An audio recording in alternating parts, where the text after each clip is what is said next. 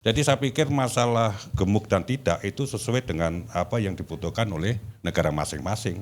Apa yang menjadi program dari pemerintahan masing-masing itu.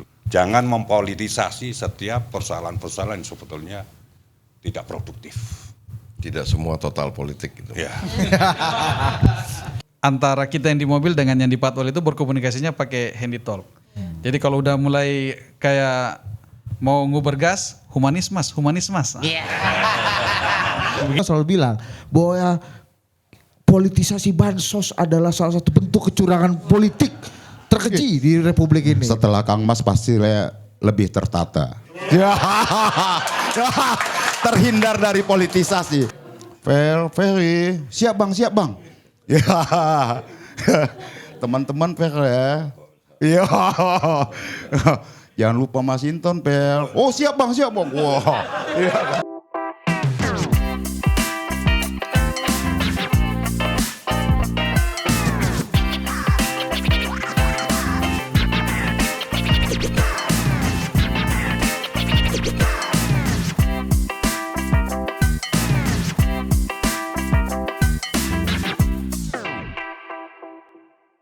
Oke, kita hari ini di saat yang berbahagia ini ya. Betul, Ya, karena sudah bersama senior-senior kita yang kita banggakan. Iya.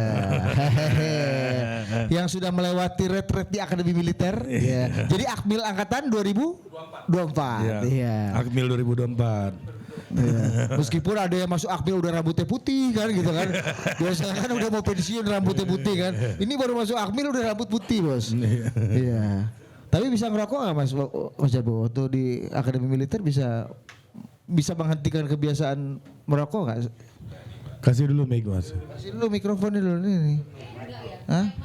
Pertanyaan merokok gitu loh. Memang lo itu. Pertanyaan merokok nggak substansi banget. Oh iya. Yang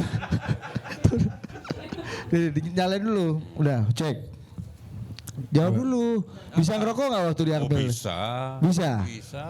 Karena Karena kan syarat jadi taruna kan nggak boleh ngerokok. kita kan bukan taruna. Oh. Jadi ya merokok tapi tahu waktu dan tahu tempat gitu loh. Oh iya. Begitu Pak Ferry?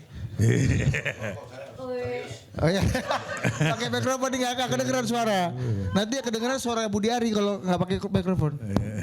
Gak sempat mikir ngerokok karena udah konsen ke pelatihan-pelatihan yang jadwalnya sudah tersusun dan lain sebagainya. Oh, nggak sempat ngerokok. Iya.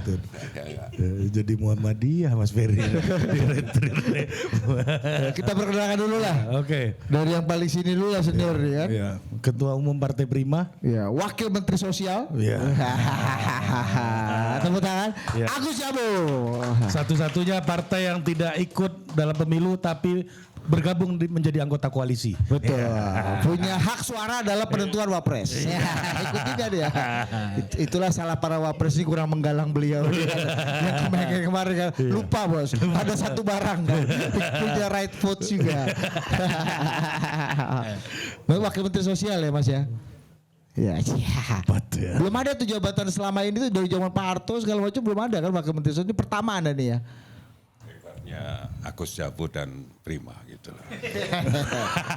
Tapi Anda jadi Wakil Menteri Sosial itu gimana ceritanya Mas? Diminta Pak Prabowo, Anda yang menyarankan Pak Prabowo atau kenapa Anda Wakil Menteri Sosial gitu? Kira-kira apa pertimbangannya? Wah saya nggak ngerti ya, itu yang tahu. Kasih dekat Mas. Kasih dekat dulu Mas, kayak waktu ada demo ini. Ya, Nah. saya kan hanya menjalankan tugas, menjalankan perintah, menjalankan arahan, dan kita kerjakan dengan sebaik-baiknya. Waduh, bener kata Mas Inton ya, orang kalau udah eksekutif ini langsung sejuk omongannya.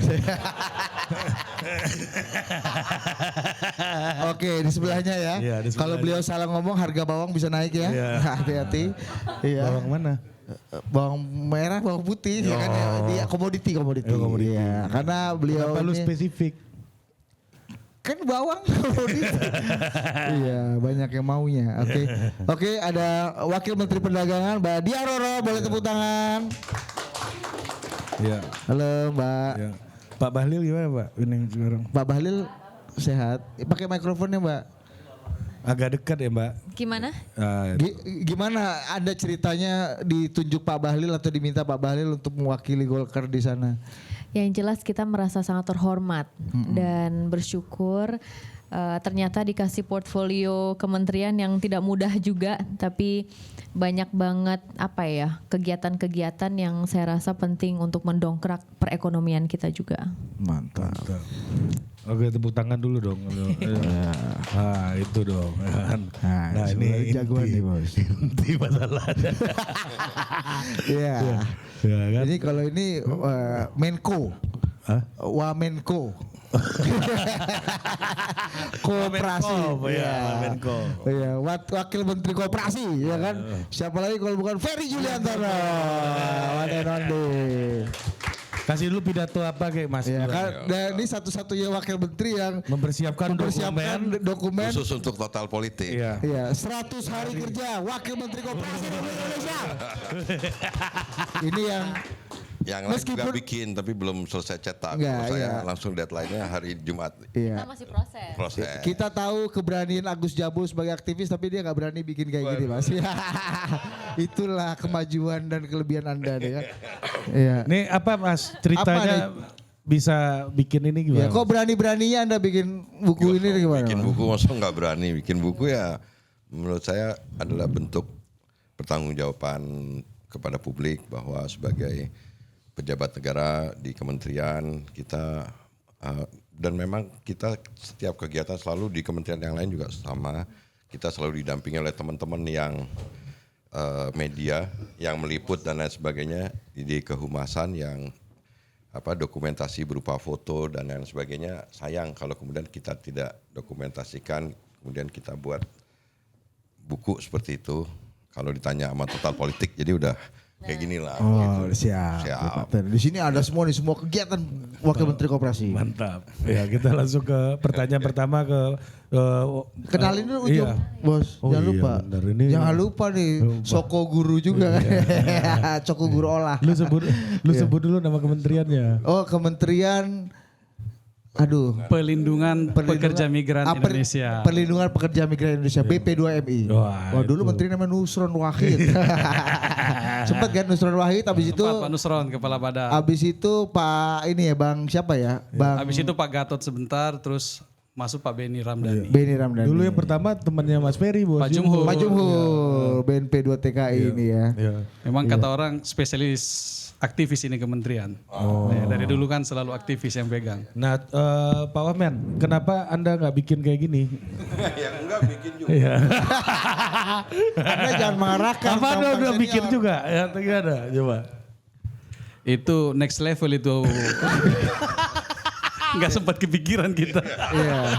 Tapi yang spesial ya bos di Kementerian BP Itu yang kita nggak P2M. punya.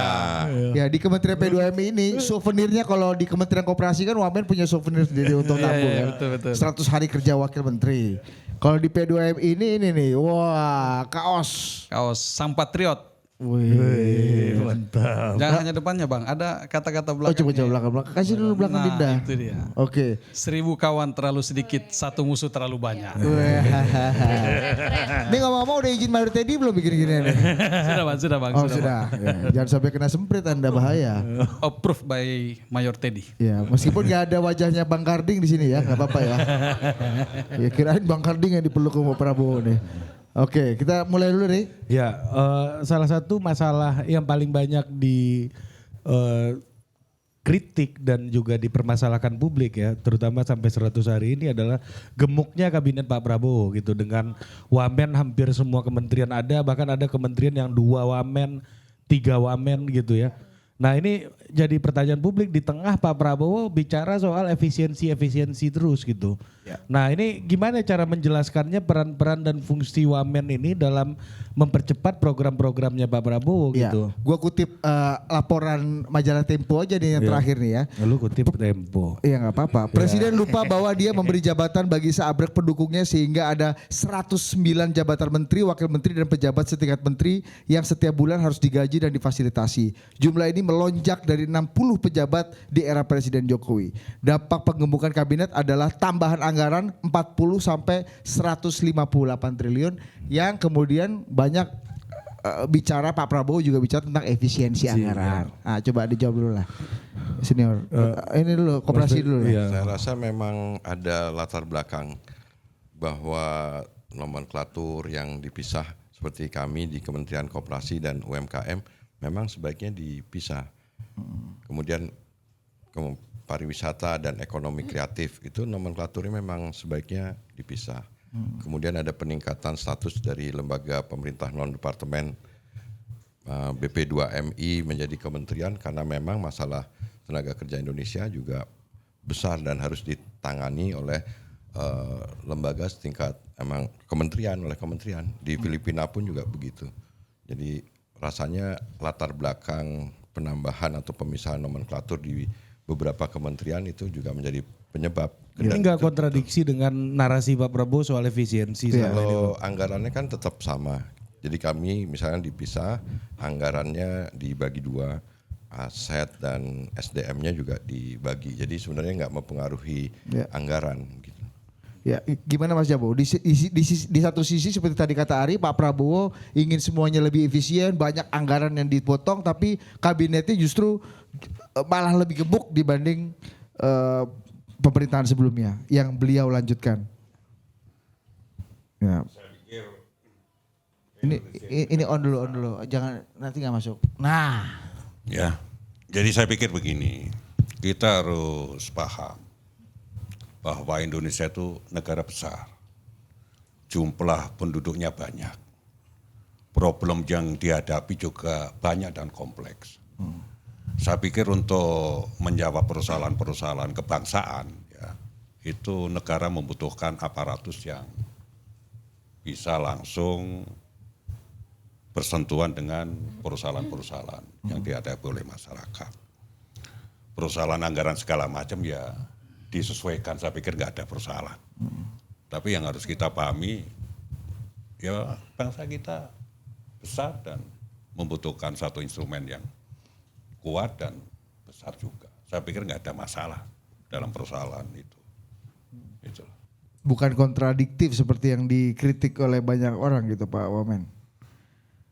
Bagaimana Bagaimana anggaran mendudukan? kan tinggal dirasionalisasi saja sesuai dengan kebutuhan masing-masing kementerian, dan saya pikir semua mendukung, ya, semua kementerian mendukung apa yang diputuskan oleh Bapak Presiden gitu loh, dan kemudian kita tinggal menyesuaikan, merasionalisasi. Yang penting apa yang menjadi program-program Pak Prabowo seperti makan bergizi gratis, ini kan program baru, Ya.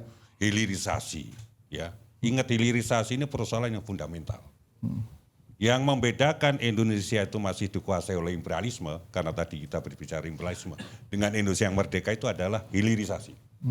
Bahwa kita harus menjual gitu loh, sumber daya alam kita tidak boleh mentah lagi. Karena kalau jual palem mentah itu adalah imperialistik gitu loh. Hilirisasi ini adalah bukti bahwa Pak Prabowo begitu serius, ya, kemudian untuk melaksanakan apa yang dicita-citakan oleh para pendiri bangsa kita, yaitu negara yang berdikari, negara yang berdaulat gitu loh. Jadi banyak sekali program-program yang itu memang membutuhkan satu kekuatan dari pemerintahan supaya program-program besar itu bisa dilaksanakan, dan itu saya pikir nggak ada masalah, dan saya pikir di negara-negara lain yang besar juga kabinetnya gemuk, dan Pak Prabowo pernah bercerita seperti itu. Kayak di Amerika misalkan menterinya sedikit tapi deputinya kan banyak gitu loh. Jadi saya pikir masalah gemuk dan tidak itu sesuai dengan apa yang dibutuhkan oleh negara masing-masing, apa yang menjadi program dari pemerintahan masing-masing gitu loh. Jadi nggak perlu dikontradiksikan menurut saya. Oke. Clear gitu. Teta ya. Ceto. Ceto. Elok-elok gitu. Ceto welo. Coba dulu Tum Fikar. Iya. Pak Wamen Fikar. Iya Tum Fikar. Terus Masih ente. Tamtum. Sebenarnya kalau kita analogikan Bang, kalau dalam ilmu penerbangan itu ada yang disebut dengan critical 11. Jadi ada fase 11 menit yang sangat menentukan dalam penerbangan itu. 3 menit setelah lepas landas dan 8 menit jelang mendarat. Kita anggap 100 hari ini sebagai critical 11 fase 1. Dan menjawab pertanyaan tentang gemuk tidaknya kabinet ini, esensi dasarnya tidak di situ kami pikir. Esensi dasar bahwa bagaimana kabinet ini bisa berjalan menemukan chemistry yang sama dengan visi dan misi presiden, dan yang berikut adalah adanya kekompakan. Dan ini kita bisa lihat dalam 100 hari ini paling tidak ada 4 konsolidasi yang berhasil dilakukan oleh Bapak Presiden Prabowo Subianto. Konsolidasi politik, kita tahu transisi ini begitu smooth, kemudian transisi ekonomi, kemudian konsolidasi ekonomi, konsolidasi internal pemerintahan, dan konsolidasi sosial. Dan ini semua alhamdulillah bisa dilalui dengan baik. Kita tahu kita baru melewati sebuah peristiwa politik besar setelah Pileg dan Pilpres bernama Pilkada Serentak, kali pertama semenjak Indonesia ada, dan alhamdulillah sepanjang pengamatan kita ini bisa dijalani dengan baik, dengan damai, dan sekarang ini sudah berproses di Mahkamah Konstitusi. Sehingga lebih kepada fungsinya. Kalau kabinet ini dilihat gemuk banyak tidaknya, itu bukan di situ esensinya, tapi pada fungsi. Di sana ada kekompakan, di sana ada soliditas, di sana ada chemistry. Dan itu bisa kita lihat dalam beberapa problem terakhir, alhamdulillah semua menteri kelihatan semangat kolaborasinya. Seperti itu, Bang. Oke, Pak Wamenkop. Ini Bu Wamendak belum ya, Bu Wamendak. Ada perspektif nggak? Mungkin menambahkan saja ya bahwa segala sesuatu hal itu kan tergantung bagaimana kita memaksimalkan. Dan memang ada beberapa kementerian yang mungkin sebelumnya, misalnya contoh Kementerian Lingkungan Hidup dan Kehutanan, mayoritas porsi anggaran yang diperuntukkan untuk kehutanan dan lingkungan hidup itu tidak sama. Akhirnya fokusnya lebih ke kehutanan. Ini contoh aja ya, karena dulu kan saya juga di DPR. Waktu satu kementerian. Nah sekarang dengan dipecahnya, otomatis lebih fokus, ya kan, lebih directed, dan program-programnya juga bisa lebih nyata. Ini contoh saja dengan kementerian itu. Kebetulan kalau kementerian saya kan memang udah lama ada dan tidak dipecah belah lah ibaratnya ya. Jadi dipecah-pecah gitu. Jadi ya, intinya tidak berubah gitu kan. Tapi ada beberapa kementerian yang kemudian harus mengalami itu. Terus poin kedua yang menurut saya lebih penting adalah dengan kepemimpinan Pak Prabowo ini, beliau itu sangat mengedepankan tadi sebetulnya Bro Fikar sudah menyampaikan kolaborasi. Jadi mungkin pertama kali dalam sejarah negara kita, para menteri dan wakil menteri setelah mereka dilantik, mereka diikut sertakan untuk mengikuti sebuah retreat. Dulu kemarin kita ke Magelang gitu kan, dan itu kelihatannya hal sepele, tapi sebetulnya buat kita yang ada di dalamnya merasa sangat termotivasi untuk saling berkomunikasi, bertukar pikiran, dan yang dulunya mungkin kita merasakan ada ego sektoral gitu ya, itu semakin kesini semakin hilang gitu esensi dari itu. Karena sekarang misalnya kalau kita mau koordinasi tentang isu-isu yang berkaitan dengan kementerian lainnya, kita bisa dengan sukarela kita langsung berkunjung ke kementeriannya, langsung ngobrol, memecahkan masalah, mungkin bisa menghasilkan sebuah kerjasama, MOU di antara beberapa kementerian. Nah ini yang saya rasa itu sangat amat penting gitu, bahwa kita sebagai pembantu presiden mempunyai komitmen untuk bekerja sama dengan tekad wujud untuk merealisasikan target-target utama Pak Presiden dan juga Mas Gibran juga gitu. Jadi ini kekompakan ini menurut saya sangat krusial, esensial, dan ini akan menciptakan itu tadi masa depan yang kita butuhkan untuk bangsa. Oke, itu dari segi menjawab bagaimana efisiensi dan efektivitas dari kabinet yang katanya jauh lebih gemuk gitu kan.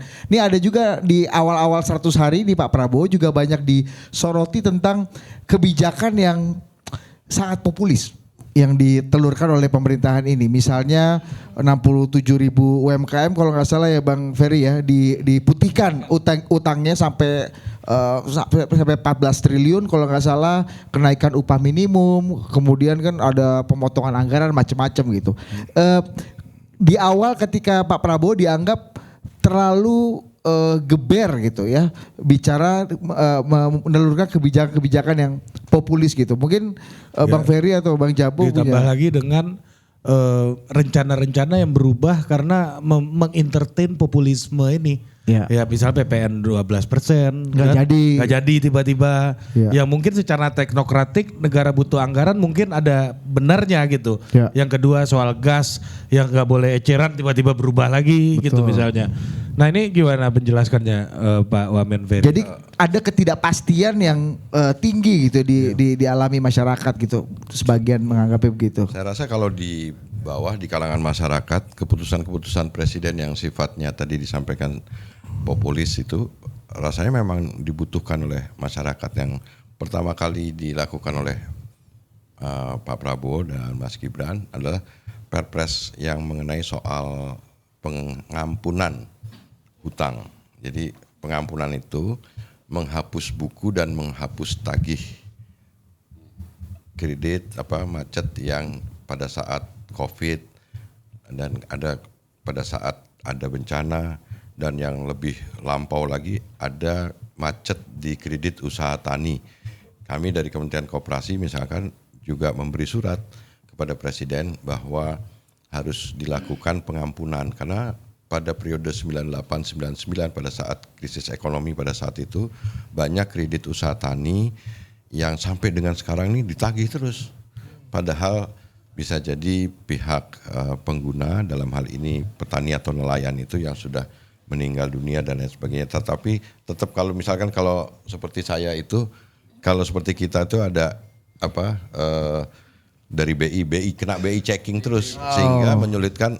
Jadi nggak bisa kredit lagi gitu ya. Jadi itu memang adalah salah satu keputusan yang tepat dan dalam periode yang lebih awal itu diprioritaskan. Kemudian kalau yang terhadap pelaku UMKM karena banyak pada saat COVID yang mereka juga macet. Jadi menurut saya itu adalah keputusan-keputusan yang baik dan wajib dilakukan sebagai pemimpin gitu, dan rasanya itu membebaskan karena bisa terbayangkan kalau presiden atau pemerintahan bisa menghapuskan hutang beban orang karena jutaan orang tuh yang terlibat di situ yang macet, dan jumlahnya kalau dibilang angkanya kalau untuk ukuran melibatkan jutaan menjadi sangat kecil sebenarnya. Nah, tapi kalau keputusannya pengampunan, menghapus buku dan menghapus tagih, rasanya itu sangat membebaskan orang dari kesulitan.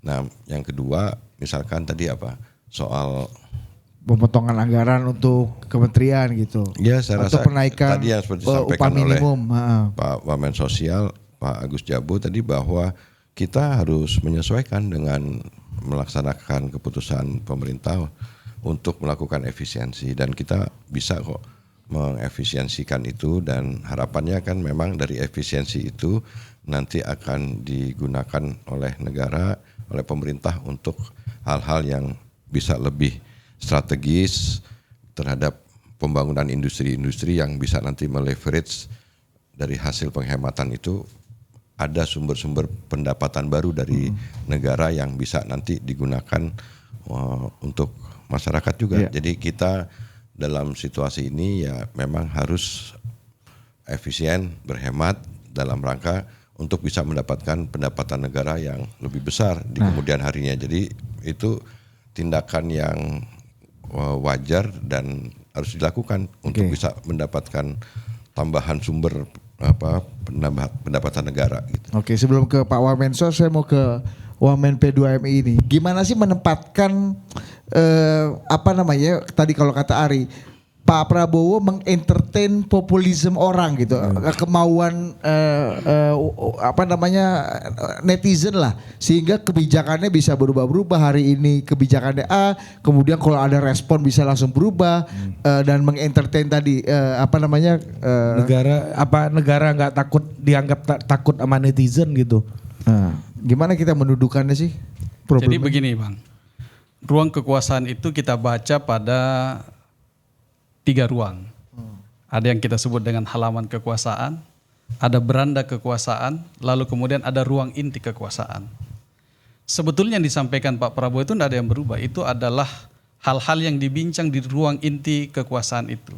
Mungkin yang dibaca oleh netizen, oleh masyarakat, mohon maaf ini, Bang Ari sama Bang Budi juga mungkin yang dibaca ini yang mungkin adalah yang terjadi di halaman-halaman kekuasaan atau di beranda-beranda kekuasaan. Tapi sebetulnya di ruang inti kekuasaan, contoh pada saat rapat kabinet kedua kemarin, sidang kabinet paripurna kedua, kita membincang tentang profil kemiskinan yang ada di Indonesia. Dan itulah kemudian yang semua lini berbicara, BPS hadir menyampaikan tentang capaian-capaian bagaimana pemerintah dalam 3 bulan itu menurunkan angka kemiskinan ekstrim dari 10, sekian poin menjadi 9, sekian poin. Itu didiskusikan di situ.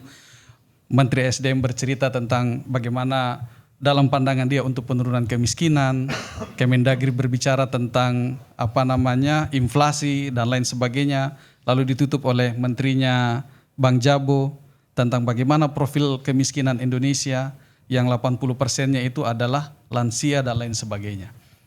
Inilah hal-hal yang kadang tidak terdeliver dengan baik ke publik sehingga dianggap berubah-berubah. Padahal yang beliau sampaikan itu tidak ada yang berubah. Apa yang beliau sampaikan di sidang kabinet paripurna itu juga yang beliau sampaikan penegasan di kemudian hari. Pak Wamensos, gimana? Menempatkan populisme dalam konteks ini tuh gimana sih? Jadi untuk Kasih dulu filsafat ini Bang. ya, dalam soalnya kan. Oh iya pasti jero Masalah gitu. populisme gitu. Iya, kasih dulu mic dekat. Sudah agak ideologis membicarakan. Iya. Kasih dulu mikrofonnya Kanda. Iya. Jadi kita harus ingat ya, kita bicara konsep dulu nih.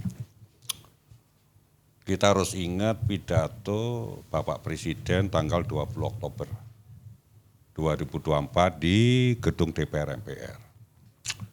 Beliau menyampaikan begini, bahwa cita-cita kita adalah menciptakan masyarakat Indonesia yang baldatun, toyibatun, warobun gofur. Gemah ripah lo Cinawi, toto tentrem kertora harjo, ya kan? Cukup pangan, cukup sandang, cukup papan, dan cita-cita kita lah bagaimana kita ini bisa membuat rakyat gumuyu, rakyat tertawa, rakyat bahagia, ya kan? Nah ini konsepsinya, itu disampaikan oleh Pak Prabowo pada waktu pidato di depan DPR MPR dan di depan seluruh rakyat Indonesia. Gitu loh. Artinya apa? Artinya supaya masyarakat bisa gumuyu, bisa hidup bahagia. Itu kan persoalan-persoalan hidupnya harus diselesaikan. Problem-problem hidupnya harus diselesaikan. Kalau sekarang ini misalnya ada kemiskinan ekstrim itu, ini ada perubahan ya, karena nanti ada data tunggal, saya akan cerita tentang data tunggal dan ini sejarah. Ya. Ini ada perubahan tentang indikator kemiskinan. Dan Pak Prabowo ingin supaya problem kemiskinan di Indonesia itu secepat-cepatnya selesai. Gitu, ya kan? Beliau mentargetkan bahwa di akhir tahun ini kemiskinan di angka 7-8%. Ya kan? Terus kemudian di tahun 2025 kemiskinan harus di angka 45-5%. Gitu loh. Ini memang pekerjaan tidak mudah. Maka kemudian untuk mengentaskan kemiskinan ini, ya, Pak Prabowo kemudian membuat program-program yang populis. Ya, salah satunya adalah makan bergizi gratis. Itu tidak semata-mata kemudian hanya akan menyiapkan generasi emas di 2045 gitu loh. Tetapi bagaimana kemudian dengan adanya aliran uang ke desa-desa ya sebesar 6-7 miliar itu akan menimbulkan dinamika ekonomi. Gitu loh. Ya, akan menimbulkan dinamika ekonomi. Jadi masalah isu populisme ini memang Pak Prabowo ingin secepat-cepatnya supaya masyarakat ini terbebas dari kemiskinan itu dengan melaksanakan program-program yang populis. Gitu loh. Memang inginnya seperti itu. Iya, inginnya cepat ini. Program populis. Karena apa? Karena sejak dulu ya, dari 45 sampai sekarang, kemiskinan di Indonesia itu stuck. Ada masalah apa? Ada problem apa? Kok kemiskinan nggak selesai-selesai gitu loh. Itu yang menjadi basis material asesmennya dari situ. Makanya ini harus ada asesmen problemnya apa. Kan begitu. Oh kalau di Kemensos tahu bahwa ini sejak dulu ya kok masyarakat itu 18,8 juta itu terima bansos terus. Ya, 10 juta terima PKH terus gitu loh.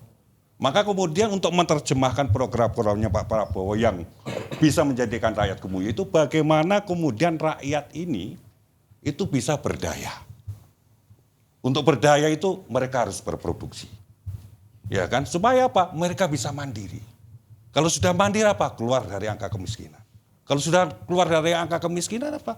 Ya mereka bisa hidup bahagia, bisa tersenyum, bisa gumuyup. Makanya kemudian saya di Kemoses ini bersama Bapak Menteri gitu loh. Bagaimana kemudian sekarang kita harus bergraduasi, gitu loh, bergraduasi mengubah masyarakat yang miskin ini menjadi masyarakat yang berdaya, yang selama ini hanya menerima bantuan, besok harus berproduksi. Berproduksi itu definisinya dua, siapa yang mau bekerja kita kasih lapangan pekerjaan, siapa yang mau usaha kita kasih lapangan usaha, termasuk koperasi UMKM. Makanya sinergi dan kolaborasi antar kementerian ini menjadi penting dan ini terjadi di eranya Pak Prabowo. Begitu kawan-kawanku. Contoh, mantap. Ya. Dari boleh tepuk tangan. Dari philosophical Kronslag dulu kan ya. Ya, Pak Wamenko pada menambahin nggak sebelum ke Bu Wamendak nih? Oh iya Bu Wamendak. Iya silakan Bu Wamen. Iya. Sama Sama, pertanyaannya ini soal populisme. kebijakan populis, ketidakpastian soal BPN, ini gas eceran dan lain-lain lah. Betul. Iya. Sama. Kalau mau Nanti lanjut boleh. Bu Wamendak, abis itu Pak Wamensos nambahin. Iya. Itu ini termasuk soal kita lawan Eropa ini soal sawit ini kan juga Pak Prabowo kan agak serius nih, kenceng nih soal itu nih. Ya betul banget. Jadi kembali lagi tadi saya mau menyinggung sedikit mengenai program makan bergizi gratis. Jadi apa yang disampaikan tuh betul banget dan kalau teman-teman ingat dan saya yakin setiap pemerintahan pasti mengalami hal yang sama. Ketika mengeluarkan sebuah kebijakan dan ada tentu reaksi dari publik, bisa positif, bisa negatif. Kalau makan bergizi gratis kan di awal itu karena memakan anggaran cukup banyak, apalagi sekarang kita juga harus melakukan efisiensi anggaran gitu ya untuk bisa merealisasikan program ini secara maksimal dan dengan baik. Pasti dan kita tahu banyak komentar yang tidak setuju sebetulnya dengan program ini. Tapi Pak Prabowo tetap mempunyai kegigihan untuk mendorong program ini dengan wujud untuk kemudian tadi menciptakan generasi yang lebih baik di kemudian hari. Dan saya meyakini bahwa dan beliau selalu juga menyampaikan keberhasilan sebuah negara itu tergantung dari sumber daya manusianya. Kalau sumber daya manusianya gizinya sudah cukup, pendidikannya juga sudah bagus, itu akan kemudian menimbulkan produktivitas yang dibutuhkan oleh bangsa. Dengan begitu terciptanya efektivitas, produktivitas, lalu kemudian mereka bekerja tidak pengangguran, ya kan? Dan itu rantainya sampai kemudian kita bisa mencapai pertumbuhan ekonomi yang baik, gitu. Nah ini menjadi target Pak Presiden yang kami di kabinet ini tentunya sangat amat mendukung, gitu kan. Nah itu yang pertama. Lalu yang kedua mengenai sawit. Ini kan lagi baru saja diumumkan juga di World Trade Organization bahwa kita menang nih dengan kasus sawit. Kalau yang nikel kan kemarin sempat tidak gitu kan ya.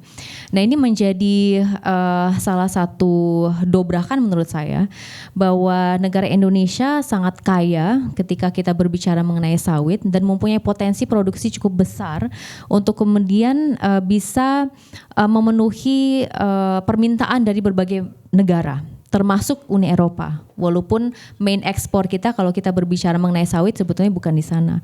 Tapi intinya adalah ini bisa menjadi bargaining juga. Kalau misalnya Uni Eropa kan mereka selalu mempermasalahkan isu mengenai deforestasi misalnya, kerusakan lingkungan gitu kan. Itu sering yang selalu dijadikan masalah. Nah sekarang dengan kita ternyata menang dengan kasus ini, harapannya ini justru bisa menjadi pendongkrak untuk perdagangan dunia kita. Dan saat ini dalam 100 hari kerja ini salah satu fokus Pak Menteri, Pak Mendak, dengan kami tentunya itu adalah untuk bisa merealisasikan beberapa Comprehensive Economic Partnership Agreement. Jadi kalau di Kementerian Perdagangan itu kita mau mengamankan dulu nih perdagangan dalam negerinya. Terus kita ingin memperluas pasar ekspor kita. dan bagaimana UMKM kita bisa go global. Nah, perluasan pasar ekspor itu kembali lagi dengan kita misalnya menang di WTO, terus kita mendorong namanya Comprehensive Economic Partnership Agreement dengan beberapa negara. Kemarin Pak Prabowo sudah ke Peru, itu juga secara substansial sudah di-announce gitu ya, bahwa sudah selesai, hanya tinggal tindak lanjut. Di Kanada juga, Uni Eropa ini menjadi salah satu tantangan kita nih ke depannya. Jadi ini sesuatu hal yang ingin kita kejar juga, dan Pak Prabowo juga sangat kepingin agar SEPA ini selesai segera. Nah, mudah-mudahan apa yang terjadi di WTO itu menjadi sinyal yang positif, Mas, untuk perdagangan kita ke depannya. Oke, sebagai pengusung agenda keberlanjutan ya Pak Ari ya, ketika Pilpres kemarin, kok banyak yang ini Bang Ferry yang melihat bahwa Pak Prabowo kok kayaknya beda ya prioritinya sama Pak Jokowi ya. Anggaran infrastrukturnya bisa jauh berubah, bagaimana mempresentasikan dan memprioritaskan pembangunan IKN misalnya itu juga berubah. Kesannya jadi loh, ini kok jadi kayak mirip perubahan nih jadi isunya nih kan Pak Prabowo dalam kenyataannya gitu. Jadi banyak keraguan-keraguan seperti itu gitu. Bisa dikomentari nggak? Saya rasa sih sebenarnya tetap keberlanjutan karena apa yang sudah dilakukan pada periode sebelumnya oleh Pak Jokowi kan sebenarnya menunjang apa yang disampaikan tadi, misalnya soal hilirisasi dan lain sebagainya kan tetap dilakukan oleh periode yang sekarang oleh Pak Prabowo. Tapi saya ingin sampaikan khusus untuk Kementerian Koperasi, karena sebenarnya Pak Prabowo latar belakang keluarganya, kakeknya tokoh koperasi, ayah beliau Pak Profesor Sumitro adalah juga tokoh koperasi, bahkan Pak Prabowo sampai sekarang pun juga adalah tokoh koperasi, punya koperasi juga tetap. Dan rasanya penugasan kepada kami, saya bersama Pak Menteri adalah bagaimana Kementerian Koperasi itu bisa bersaing, bisa punya andil terhadap kontribusinya kepada negara bareng dengan badan usaha korporasi, badan usaha swasta, badan usaha milik negara yang kemarin relatif agak terbelakang peran badan usaha koperasi ini. Dan sekarang dengan penugasan itu kita kerja keras. Jadi kalau lihat 100 hari itu mulai kita di masing-masing kementerian juga mulai nyusun struktur organisasi, tata kelola, itu kita kalau di Kementerian Koperasi udah selesai sampai dengan pejabat fungsionalnya. Di sela-sela itu kami juga harus dalam 100 hari urusan Dewan Koperasi Indonesia selesai. Kemudian kita punya undang-undang perkoperasian yang sejak tahun 92 belum pernah direvisi. Bulan Maret insya Allah besok akan keluar. Dan itu vehicle yang penting untuk memperkuat peran negara ini. Kalau BUMN swastanya sudah besar, sudah kuat, apalagi nanti kemudian ditambah lagi sama vehicle yang namanya Badan Usaha Koperasi, tentu akan bisa mempercepat tadi soal pengentasan kemiskinan, soal kekurangan gizi, soal yang lain-lainnya. Jadi kebetulan Mas Ferry udah nyinggung nih undang-undang koperasi nih Mas. Kan ini kan perlu dukungan DPR kan untuk menggolkan ini. Menurut Mas Ferry perlu nggak PDI bergabung ke koalisinya? Enggak ada hubungannya. Sekarang malah di Dewan Koperasi Dekopin yang kemarin sudah disahkan oleh Kementerian Hukum, itu Ketua Dewan Pengawasnya Pak Said Abdullah. Jadi ada dari bendaharanya putrinya Pak Zulkifli, terus ada dari Golkar juga. Jadi semua rekonsiliatif bergabung dan dengan Dewan Koperasi itu kan Indonesia, di Dekopin. Saya kan cerita Dekopin. Jadi sebenarnya nggak ada masalah.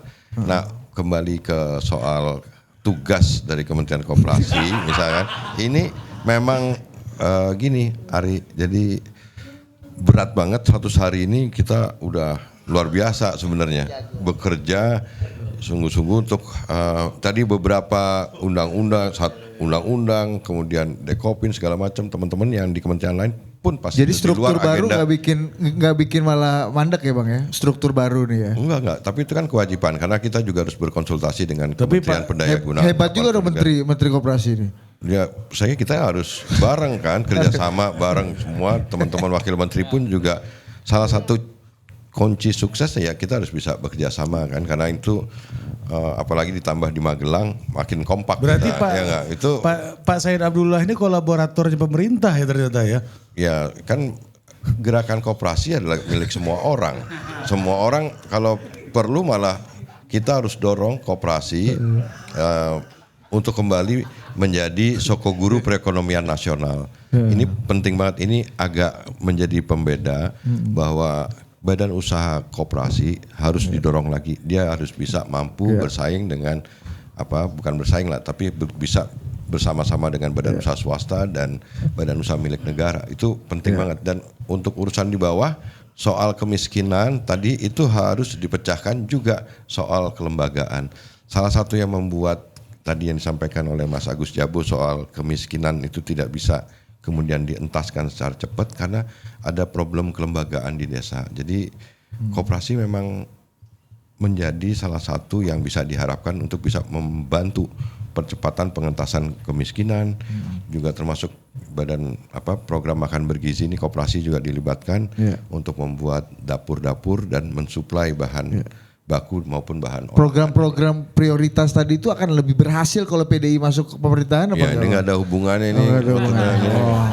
Kan pengennya gini cara nanya gini deh. Abang luar biasa. Nih, gini cara Lagi nanya. mancing. Cara nanya nih.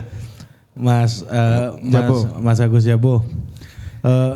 Dulu kan Kemensos ini kan PDI. Kira-kira perlu nggak support dari Partai Wong Cilik lagi untuk mengentaskan kemiskinan? Saya ini kan hanya pembantu. Pembantunya presiden, ya kan. Kalau maunya Bapak Presiden, saya pikir beliau mengendaki memang anak bangsa ini bersatu. Anak bangsa ini bersatu. Ya kan? Sang patriot. Ya. Ya itu. Supaya impian beliau bahwa Indonesia itu menjadi negara yang adil makmur, menjadi negara yang besar, sejajar dengan negara-negara maju yang lain itu cepat terwujud gitu loh.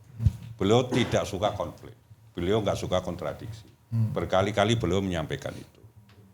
Satu, yang kedua persoalan tadi masalah keberlanjutan atau tidak. Saya perlu menyampaikan begini, ini memang ada evaluasi, ya, evaluasi terhadap aset-aset yang dimiliki oleh negara. Dulu Mas, mic-nya. Ya kan, baik itu di kebun, ya, sawit segala macam, kemudian di pertambangan, termasuk di sektor-sektor yang lain. Pak Prabowo maunya usaha-usaha yang tidak izin, tidak legal gitu loh. Itu harus diselesaikan dan itu harus diambil alih oleh negara. Untuk apa? Ini untuk kemudian menjawab persoalan-persoalan kemiskinan tadi. Misalkan dari sawit kemudian ternyata yang ilegal ada sekitar 1,2 juta hektar misalnya. Yang ilegal? Yang ilegal gitu loh. Belum yang tambang gitu loh. Makanya saya dengar misalkan kayak Menteri ATR segala macam sekarang ini sedang difokuskan untuk mengasesmen gitu loh. Mana kebun-kebun, tambang-tambang ataupun usaha-usaha yang itu dianggap ilegal gitu loh. Maka muncul kemudian heboh tentang pagar laut segala macam itu. Itu kan dalam rangka itu gitu loh. Program-program prioritas yang dulu pernah dilaksanakan oleh Pak Jokowi sampai sekarang tidak ada yang cancel. Anggaran infrastruktur turunnya drastis, anggaran IKN turunnya drastis. Pak Presiden ya. Berarti prioritasnya nanti beda akan dong diumumkan. Mas. Ini Pak Presiden sedang mempersiapkan ya. Pada rapat kabinet kemarin gitu loh. Itu sudah ada beberapa titik infrastruktur penting yang nanti akan dibangun. Nanti akan disampaikan. Ini sedang disiapkan. Tadi kan 38. Mas Bro ini wah ini kok setiap keputusan kemudian di-cancel karena ditekan sama Mas Bro. Iya, karena begitu rame kan diganti. Ini sedang dikaji, semua sedang disiapkan supaya apa yang diputuskan oleh pemerintah, diputuskan oleh presiden, itu loh. Iya. Itu tidak menimbulkan kontroversi. Jadi infrastruktur lanjut. IKN masih lanjut. Tidak ada perintah dari presiden untuk menghentikan. Mantap. Itu loh, memang yang ilegal-ilegal ini yang harus dievaluasi. Kenapa? Tadi saya katakan Pak Prabowo itu bingung, kenapa sumber daya alam kita sangat berlimpah ruah, tapi kok penduduknya miskin? Oh, ini ada yang salah.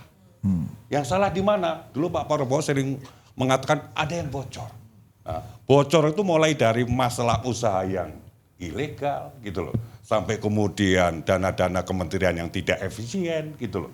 Beliau sangat tahu itu, makanya kemudian sekarang ada efisiensi, terus kemudian ada asesmen lagi terhadap perusahaan-perusahaan yang ilegal gitu, itu dalam rangka menjawab persoalan-persoalan. Ada keluhan nggak Mas di internal kementerian nih, anggaran dipotong katanya, listrik jadi kurang, perjalanan dinas nggak bisa. Ada ini nggak keresahan di bawah nggak ya? Saya nanya ya, kalau di kementerian saya aman. Saya nggak tahu di Kementerian Koperasi atau Kementerian Perdagangan gitu loh. Perlawanan nggak ada Mas? Hah? Perlawanan. Kita mendukung apa yang diputuskan oleh Presiden. Dan kita sedang berpikir bagaimana bisa menyesuaikan supaya apa? Di internal kementerian ini tidak ada komplain-komplain, tidak ada keluhan, tidak ada Ya, keresahan. kemarin ASN demo itu loh Mas. Iya. Itu. Kenapa? Itu kan soal lain. Ini demo di Jangan Senayan semua itu. persoalan kemudian gitu loh. Tapi masuk akal Yang prinsipil ya, prinsipil ya kalau bicara ya gitu loh. Jangan kenapa kita dimarahin nggak karu-karuan. Iya. Anu Bang, dia suka mancing Bang. Dia enggak tahu. Iya. Dulu kita Bang, waktu aktivis. Iya. Tuh kadang kehidupan kita tuh kayak film Hollywood. Penuh aksi. Tapi kadang juga kayak film Korea, banyak dramanya. Tapi jangan salah, kadang juga kayak film India. Walaupun kita jumpa litan, ujung-ujungnya tokoh utamanya tetap pemenang. Tapi begitu kita transformasi masuk menjadi pejabat, filmnya jadi berubah Bang. Apa tuh? Jadinya film dokumenter. Apa? Kenapa film dokumenter? Sedikit-sedikit ada komentator, sedikit-sedikit ada pengamatnya. Boleh. Makanya abang kalau lihat kami semua ini yang aktivis bertransformasi jadi pemerintah, jadi pejabat publik, itu langsung jadi adem-adem semua Bang cara bicara, ya kan? Sejuk sekali kan? Sejuk sekali. Kayak Bang Jabo, Bang Ferry. tuh. Abang padahal udah pancing berkali-kali kan? Sejuk. Kayak siapa kemarin Bang? Bang Masinton, ya Pak Bupati ini. Padahal baru status bupati terpilih, belum bupati yang ditetapkan kan. Tapi udah, kok udah kalem banget Bang Masinton, bisa kalem ternyata beliau. Kita bersinergi dengan Mas Wapres, dengan Gubernur Bobi Nasution, dan ada bilang gitu dia kemarin, Masinton. Iya. Top kan? Gak mungkin dia bawa koper lagi ke KPK kan? Itu. Enggak, tapi serius ini, karena gue yang ngeliat tuh keresahan-keresahannya ya di WhatsApp grup apa segala macam itu banyak banget gitu. Pak Wamen ada komentar gak soal itu tuh? Ya salah. Betul nggak ada keresahan itu di bawah-bawah ini nggak masuk akal nih pemotongannya nih. Iya. Ini gimana mau Pemotongan kerja ini nih? bukan baru kali ini. Gimana ATK pun kena potongan ATK hampir kan? semua pemerintahan baru itu melakukan, sebenarnya ini bukan penghematan tapi lebih kepada asesmen ulang. Jadi ini dikumpulkan supaya melihat sebenarnya kekuatan fiskal pemerintahan baru ini bagaimana. Dan targetnya itu kurang lebih sekitar 350 triliun. Salah satu diantaranya adalah untuk membiayai program-program prioritas. Ada program makan bergizi gratis, kemudian ada proyek-proyek besar yang dari hilirisasi dan lain sebagainya, kemudian soal-soal kelistrikan. Ini yang sedang dikaji secara komprehensif oleh pemerintah yang tadi, di ruang inti tadi itu. Sehingga semua pemangkasan ini, kalau dikatakan pemangkasan, itu bisa membuat kementerian kita ini bertahan anggaplah 4-6 bulan. Dan saya kira dari hasil asesmen ruang fiskal tadi itu tidak sampai 1 bulan setengah. Itu akan ada analisis baru dari Menteri Keuangan, lalu kemudian semuanya akan kembali berjalan seperti yang diharapkan oleh teman-teman di kementerian masing-masing. Terkhusus di Kementerian Pelindungan Pekerja Migran Indonesia, sejauh ini kita semua tegak lurus dan patuh dan taat kepada presiden. Nah ini Tidak ada kan, masalah. Kan Pak Wamen kan banyak urusan luar negeri. Ya betul. Iya kan ada larangan keluar negeri kan banyak Iya, pembatasan Terakhir keluar di Ratas negeri. kita sudah tidak ada masalah. Kemarin Pak Menteri kami mendampingi ke Malaysia, kemudian lanjut ke Riyadh bertemu dengan Menteri Ketenagakerjaan KSA. Itu tidak ada masalah sejauh ini. Besok juga Ibu Wamen akan ke Kamboja menghadiri undangan dari ILO. Ya tapi kan ini juga ya larangan ini juga kontradiktif kan dengan Pak Prabowo yang keluar negeri terus gimana? Kalau Pak Prabowo kan agendanya lain karena tugas kenegaraan beliau.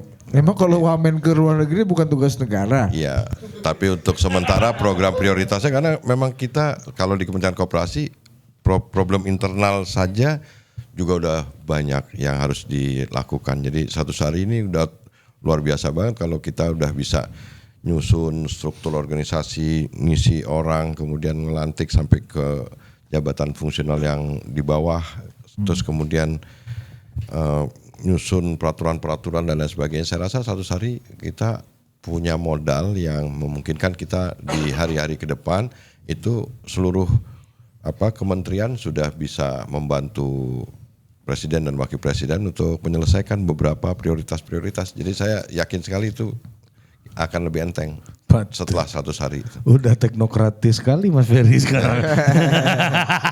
Film dokumenter banyak komentar.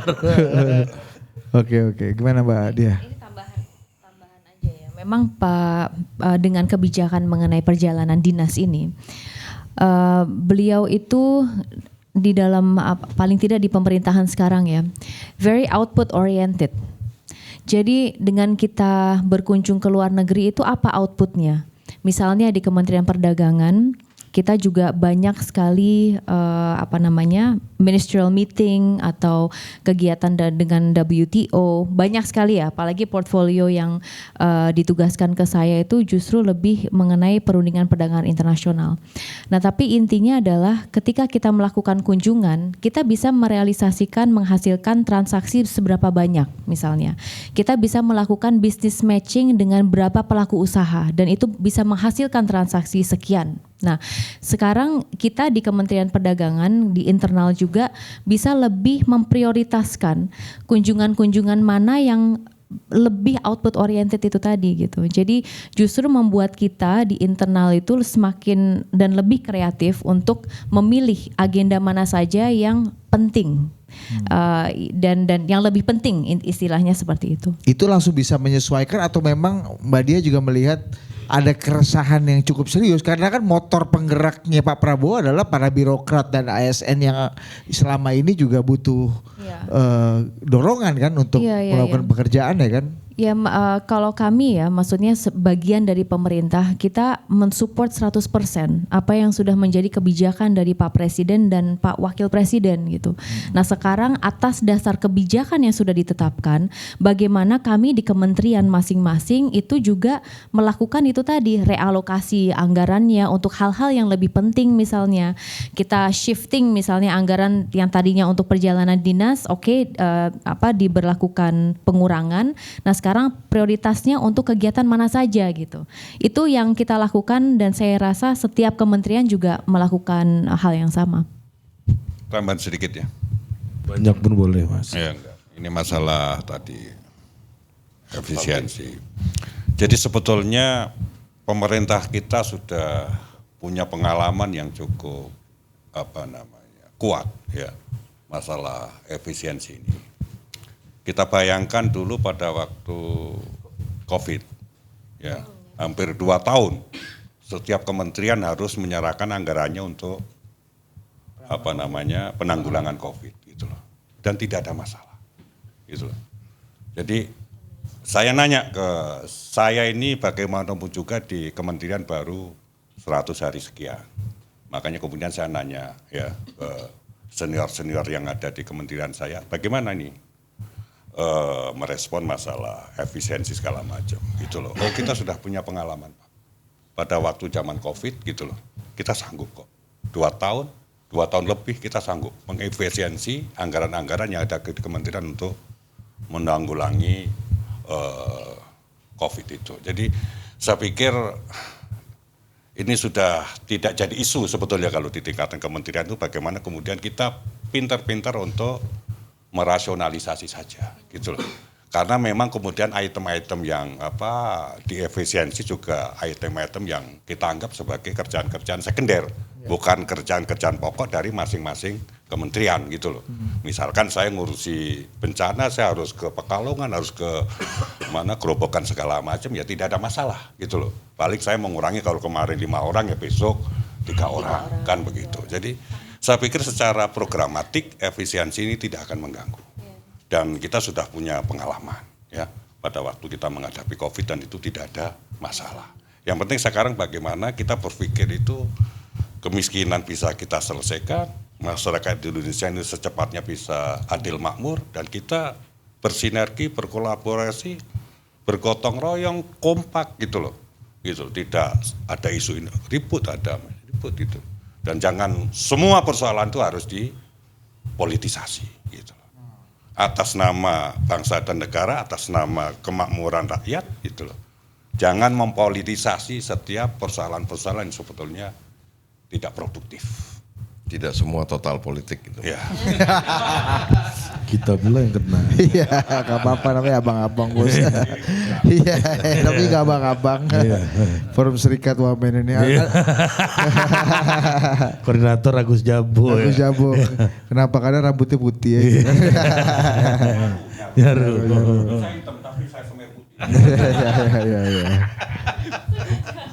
Kayak salah satu capres ya. Apalagi yang menarik ini ya. Nah, ini juga jadi isu juga ya di pemerintahan hari ini gitu ya, yang rame juga tuh Mas Ferry soal patwal. Ada satu mobil RI ya kan, bapak-bapak ibu-ibu sini pasti pakai mobil, pakai ngiung-ngiung kan hari-hari kan. Nah ini gimana sih menurut Mas Ferry, ini patwal yang ugal-ugalan dengan jumlah pejabat yang makin banyak kan, ini juga makin kelihatan di jalan-jalanan gitu kan. Apa nggak bisa zoom aja tuh acara-acaranya menteri dan lain-lain gitu misalnya. Apa perlu itu pakai pengawal? Dan itu yang jadi pertanyaan oleh masyarakat hari ini gitu. Gimana menjawab keresahan seperti itu juga yang nggak kecil juga keresahannya. Ya pakai online rapatnya. Iya. Pas COVID itu cocok. Ini negara sudah lenyap. Wah ini filosofi lagi bos.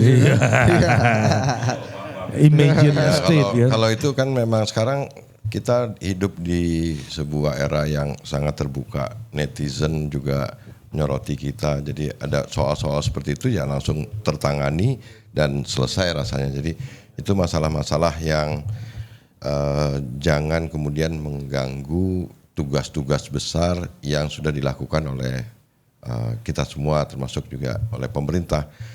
Misalkan kita di kementerian ada 2 peraturan presiden Perpres mengenai soal penyaluran pupuk nih. Itu berhasil, insya Allah dalam waktu dekat nih keluar. Penyaluran pupuk itu sekarang bisa langsung dari pabrikan kepada petani. Itu luar biasa dampaknya terhadap soal tadi pengentasan kemiskinan, karena itu akan memastikan pupuk yang dibutuhkan oleh petani bisa tepat waktu, tepat jumlah, tepat sasaran. Dan mereka petani bisa berproduksi dengan hasil yang insya Allah bisa lebih baik lagi, dan itu kan efeknya besar. Dibanding meributkan patwal gitu maksudnya kan? Iya, patwal kan ada mekanisme sendiri, karena tadi saya cerita bahwa kita di era yang sangat terbuka, netizen bisa menyampaikan keberatannya dan langsung tertangani kok. Tapi masalahnya soal itu jangan kemudian menjadi isu yang utama mengalahkan masalah yang jauh lebih besar yang dialami oleh masyarakat kita. Tadi ada orang yang miskin, ada anak-anak yang kekurangan gizi, butuh asupan lebih baik lagi dan lain sebagainya. Itu problem kita semua. Jangan sampai dikalahkan gara-gara hanya patwal gitu. Jadi sebagai orang sosiologi, Mas Ari ngerti itu. Iya. Ini masalah gini. Menurut Mas Ferry masih perlu nggak Menteri Wamen ini pakai patwal? Iya. Ya kalau Fikar. patwal kan memang artinya ada ada aturannya sendiri juga. Iya. Ini gimana sih menempatkan keresahan ini Tum Fikar yang juga kemarin kan sempat viral, orang kan akhirnya menumpahkan juga kan macam-macam lah. Tapi ada juga yang muji. Iya betul. Nah gimana gimana? Tuh, bagus juga. Muji Netizen gimana? muji iring-iringan yang tertib itu juga ada. Iya. Saya sempat tanya ke Coba. Patwal, itu kalau di jalan itu kenapa sih harus kencang gitu? Kalau bahasa netizen kan ugal-ugalan, Pak ini bobot motor 1000 cc Pak, sangat berat. Jadi kalau dia terhambat dan secara refleksnya nggak dapat, itu bisa jatuh bareng dengan motornya. Saya langsung tanya, Mas itu kenapa harus Ganti motor yang cepat kecil aja. gitu ya? Mungkin Ya, ganti Honda Beat aja Bang. Iya. Mio. Iya. Ini Patwal apa ojek online kan? Itu Mio pakai Bapak jawab sendiri sih. Orang mau jawab itu bukan patwal. Iya. Ojek online itu. Jaketnya hijau kan. Iya. Tapi gimana sih menempatkan proporsionalitasnya ya hal-hal seperti ini. Iya. Ini kan ya mungkin kalau Agus Jabu dulu sebagai aktivis kerjanya mengutuk Patwal ini begini kan. patwal gitu kan. Iya. Jangan-jangan nggak mau minggir. Jangan-jangan Anda juga merasa susah juga deh dulu. Kalau Iya, ada Patwal pasti nggak mau minggir Iya. ya Bu. Karena kita udah ketemu beberapa senior. Ini ya, kita udah ketemu Ini beberapa. saya mau jujur atau tidak? Jujur dong. Jujur ya. Jujur. Sebetulnya kalau aturannya tidak perlu ada protokoler gitu loh. Kita maunya juga tidak ada protokoler kalau saya ya gitu loh. Karena protokoler ini juga mengganggu kita untuk urusan-urusan yang gitu loh. Kita mau nongkrong di pinggir jalan tiba-tiba kemudian harus ada gitu loh. Itu juga Privacy kan ya, Gitu loh. privacy Iya. ya. ya, kita biasa nongkrong makan pecel lele di pinggir jalan tiba-tiba kemudian ada itu tukang pecel lelenya kaget juga gitu loh. Orang yang duduk di situ kaget juga. Gitu loh. Jadi kalau saya terus terang begitu kemudian saya harus menyesuaikan dengan situasi begitu, saya juga sudah menyampaikan gitu loh. Kalau tidak penting-penting amat, jangan dinyalakan. Gitu loh. Selalu aja ikuti seperti pengguna jalan yang lain. Saya sejak awal sudah ngomong begitu. Kenapa? Saya waktu buat jadi aktivis memang nggak suka dengan begitu-begitu. bener kan? Iya. Bener. Ya, ini ada di sini nih. Iya. Patwal saya ada di sini gitu. Iya. Dan mereka tertib. Iya. Bagus, sopan gitu loh. Jempol terus, gini jempol terus. Jadi orang yang dilewati juga, oh siapa? Orang apa? Senang gitu loh. Nggak ada yang begini ini, Patwal saya nggak ada. Begini. Ya. Makasih Pak, makasih. Simpatik ya, simpatik. Gitu. Dan mereka tahu ini pasti Agus Jabu gitu loh. Untuk nggak gini. Itu Patwal apa? Misi. Mas itu Patwal apa Satgas Prima itu Mas? Apa cucu lampah itu Mas ya kan? Iya, ini juga karena keresahan ini harus dijawab juga nih ya. Gitu ya. Karena jumlah pejabat makin banyak kan. Pasti jumlah Patwal juga makin banyak. Gimana tuh? Ini emang gak ada aspirasi daripada anak-anak pemuda Muhammadiyah yang mengutuk itu juga. Saya mau coba Patwal juga yang lain nih kalau nggak mau dia nih kan. Praktis kalau kayak kami itu menggunakan patwal itu pas masa dinas. Di luar itu kalau urusan keluarga kita tidak gunakan patwal, kayak Sabtu Minggu seumpamanya dan itu bukan jadwal kantor, kan kita biasa Sabtu Minggu tapi ngisi undangan-undangan kantor itu kita pakai. Tapi kalau urusan-urusan keluarga kita juga nggak ada yang pakai. Seperti itu. Jadi ya pandai-pandai aja di antara anggota kabinet itu menempatkan. Tapi memang jujur kasus itu menjadi momentum refleksi bagi kita semua. Jadi sekarang kan itu antara kita yang di mobil dengan yang di patwal itu berkomunikasinya pakai handy talk. Jadi kalau udah mulai kayak mau nguber gas, humanis mas. Begitulah kira-kira. Jadi kubuka nih percakapan belakang layar nih kan. Sementara yang naik motor lagi kenceng-kenceng ya. Gitu. Iya. Padahal berapa cc? 2000 cc itu ya motor tuh ya. 1000 cc. 1000 cc. Tapi di sini emang Wamen Fikar ini yang paling detail studinya soal Patwal ini bos. CC-nya, humanis, dia punya kode sendiri kan. Rotatornya jenis apa dia tahu tuh. Beli spare part di mana kan. Dulu pelaku soalnya. Karena kita pernah ada kejadian pas yang di Sentul itu yang acara rapat koordinasi Forkopimda itu seluruh Indonesia bersama anggota kabinet, itu motor patwal saya itu overhead. Overhead karena lama kena macet. Overheat ya. Overheat. Akhirnya minggir. Kalau overhead biaya itu. Ya, tuh. Kalau overhead kita menghadapi Ferry Juliantono. Overhead, Pencetakan Mas. overhead. Overheadnya berapa overheadnya? Mbak Dia ada mau tambahan Mbak Dia? Itu kondisinya kadang Bang. Jadi ya kami mewakili Asosiasi Patwal Pejabat Indonesia menyampaikan seperti itu. Karena Anda kan semua politisi. Politisi kan harus yang populis kan supaya dicintai rakyat, Dan dipilih ini rakyat, juga didukung Bang, kadang rakyat. di tongkrongan nih, di tongkrongan. Kalau kita tidak bawa patwal, malah diceng-cengin sama teman-teman. Kok kayak nggak pejabat? Iya kayak begitu. Artinya apa? Tapi tugas- lelucon di tongkrongan lah. Tugas mereka juga berat. Jadi bisa hujan segala macam. Kalau di tol segala macam, saya baru menyadari juga Iya, sejak berat kejadian. tugas mereka itu. Jadi kadang-kadang kalau hujan apa tol, terutama di tol apa segala macam. Iya. Biasanya kalau hujan gitu, Ngomong dong, Mas. Ngomong dong. Ente. Mbak Dia, Enggak, kalau tapi Anda merasa memang harus dikawal memang. enggak, ini untuk masalah hujan efektivitas ya. defisit. Oh. Masalah hujan itu kita juga kadang-kadang kasihan loh. Maksudnya kan, kan capek gitu. Kadang-kadang saya kalau misalnya pas lagi hujan, saya minta udah berhenti dulu, pakai jas hujan, and then continue gitu.